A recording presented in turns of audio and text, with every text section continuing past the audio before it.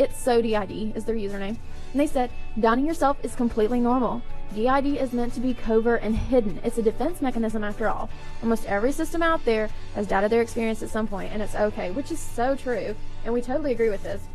DID is meant to be hidden, and then once you, the host or the person who identifies the body that's mailing out, or however you want to call yourself, when you find out that you have DID, you're probably wondering, wait a minute, all this stuff is showing up suddenly, or my parts, my alters, my dissociative identities and parts, they're showing themselves more.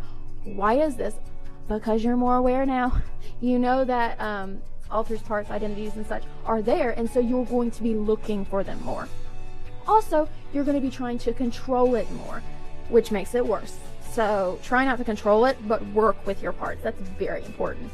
But it's meant to be covert and hidden, so obviously there's going to be denial regarding that. One thing that helps when handling denial is writing notes.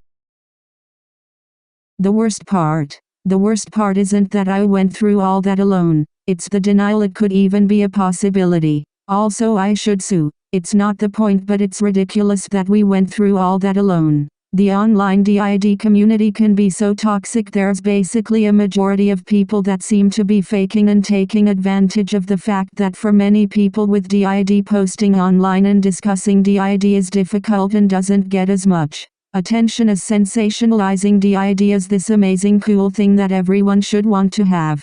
It's caused by trauma, and interacting with someone with DID can cause trauma, and everything about it, whether you have it or just know someone who does, is traumatic. Anyways, mother of my child got diagnosed, and as discussed in that audio from YouTuber Altogether DID, she basically said she didn't think the diagnosis was accurate and denied it being a possibility. We were alone with an infant, and I'd rather the diagnosis wasn't accurate, and also denied the possibility, so we both went on as if DID wasn't real. But as described in that YouTube audio and that letter, she seemed to be suddenly more aware of her alters and other symptoms of DID she was displaying, and trying to control it on her own, which apparently is known to make things worse. And it did. It is only now, years later, that I understand it to be a note to her and me as evidence that she was aware that at least one of her alters was the most abusive, everlast, absolutely horrible person I ever met. I know many in the DID community like to say that people with DID are not violent, but with her it seems one of alters is acting like the person who abused her.